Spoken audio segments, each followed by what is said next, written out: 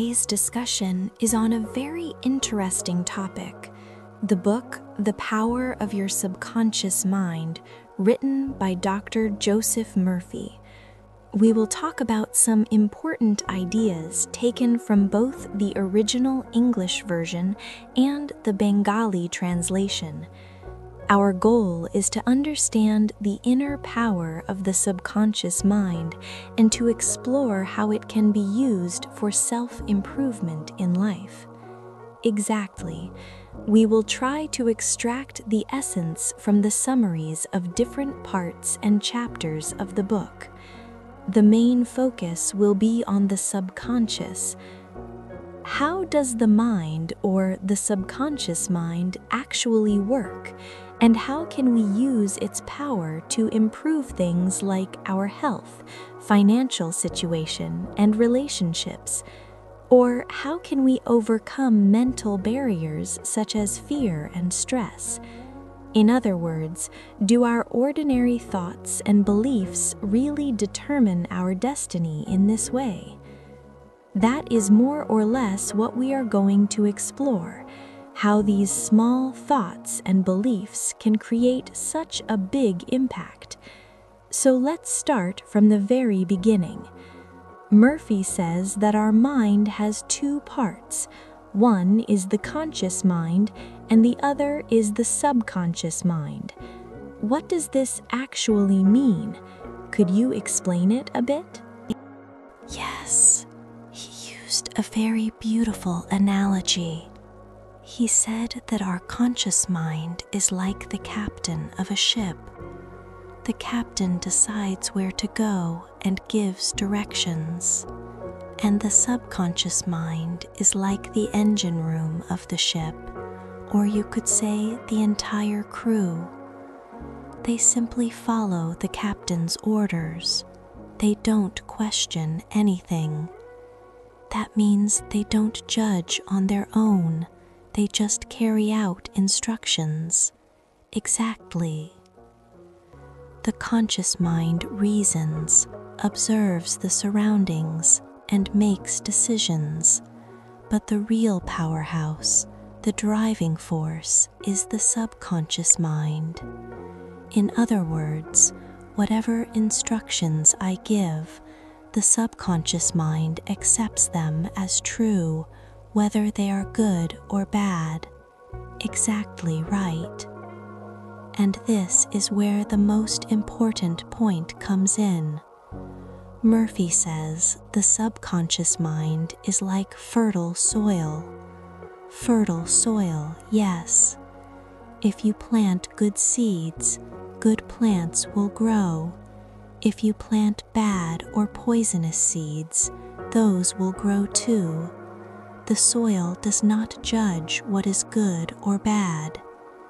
Our daily thoughts, beliefs, fears, and hopes are those seeds. So whatever we think is what grows.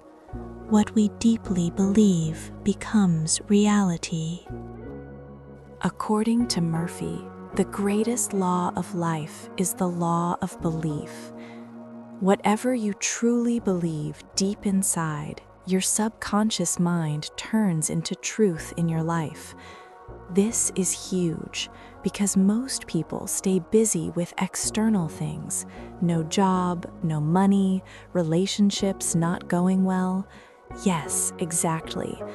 But according to Murphy, the problem isn't outside, it's inside. When inner thoughts and beliefs change, outer conditions change too. If the cause changes, the result must change. And the power of the subconscious mind is enormous. It contains infinite intelligence, problem-solving ability, and even the power to heal the body. Really? The power to heal the body? Yes. And the interesting thing is, even when we are asleep, this mind stays active. It keeps the heartbeat, breathing, digestion, and all vital functions running. It never rests. So, did Murphy mention any specific ways to use this infinite power? how do we give it the right instructions? Yes, he described several methods, all based on a few core principles. One of them is what he calls scientific prayer. Is scientific prayer a religious practice? No, not a religious ritual. It's a planned cooperation between the conscious and subconscious mind. Simply put, every deep desire is a form of prayer. When we sincerely desire health, happiness, or peace, and attach strong belief and feeling to it, the subconscious mind responds. But we desire many things and pray often. We don't always get results. Why? Is belief not enough? Murphy says 2 major obstacles block results. The first is lack of belief.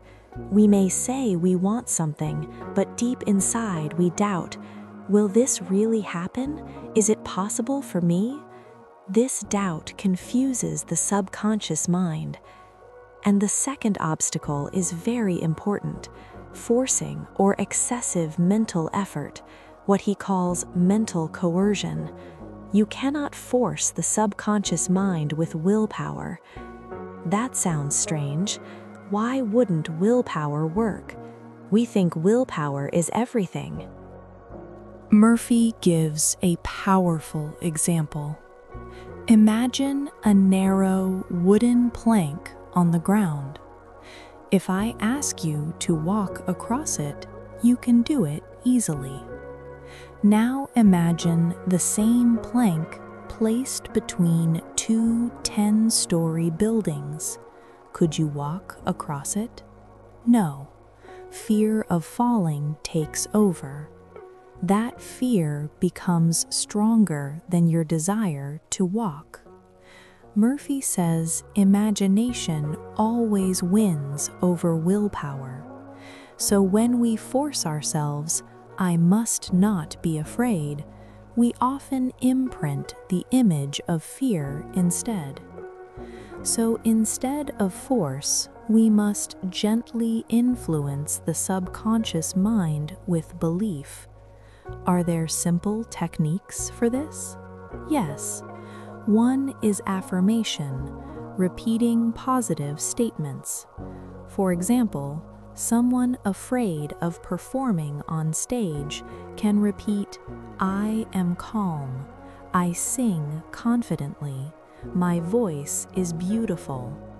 When said in a relaxed state, these statements imprint directly on the subconscious. This is also called auto-suggestion. Another powerful method is visualization, creating mental images. Not just saying words, but vividly seeing the desired outcome and feeling the joy, satisfaction, and success. For example, someone selling a house can imagine a happy client signing the check and feel the happiness of holding it. Murphy calls this the mental movie method. What about the moment before sleep? Can that be used? Absolutely. The drowsy state before sleep is ideal for giving instructions to the subconscious mind because it is highly receptive. At that time, you can gently present your desire in simple words.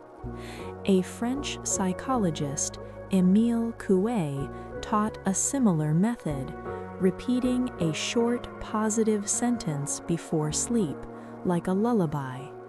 Every day, in every way, I am getting better and better. And there's the thank you technique, expressing gratitude before receiving.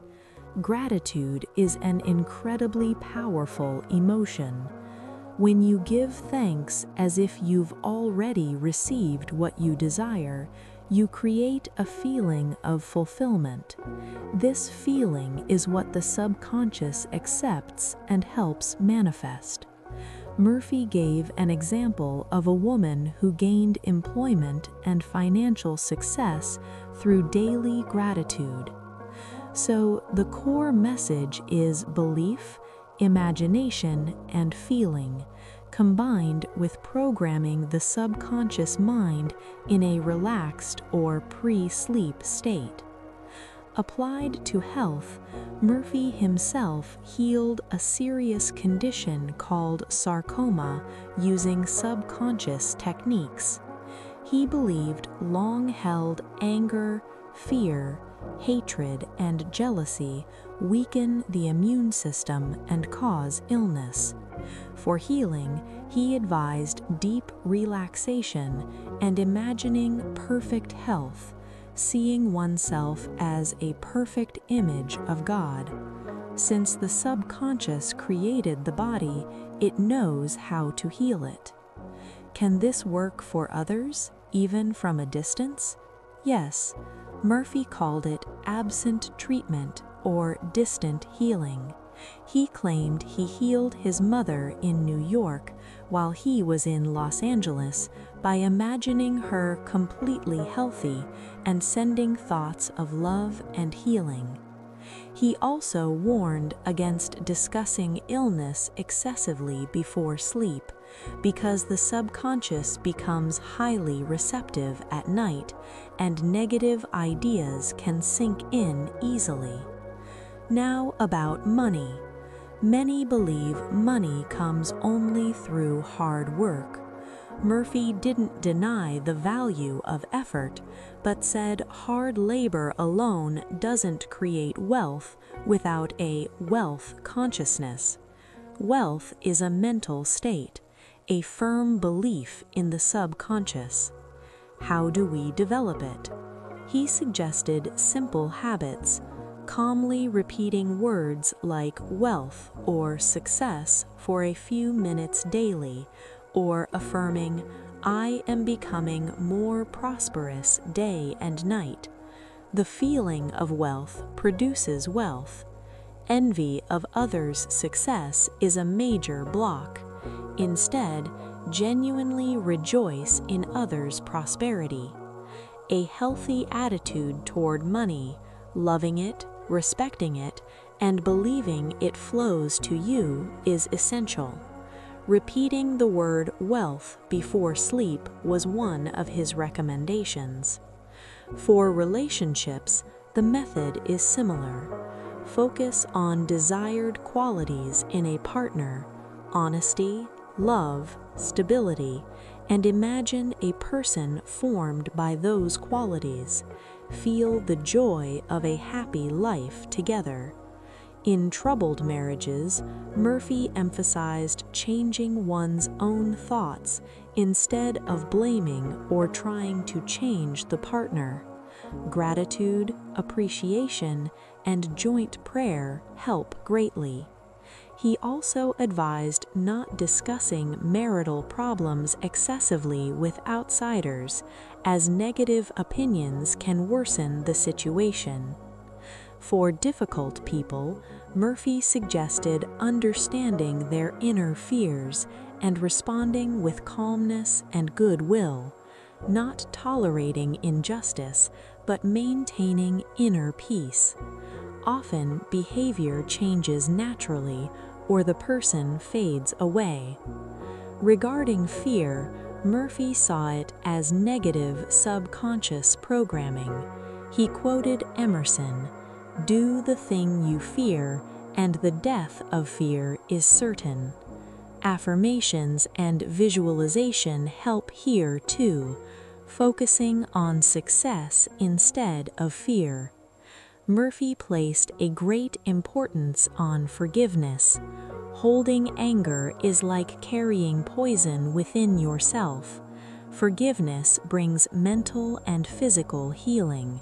This includes forgiving yourself. Forgiveness requires practice, visualizing divine love and repeating sincerely until resentment fades.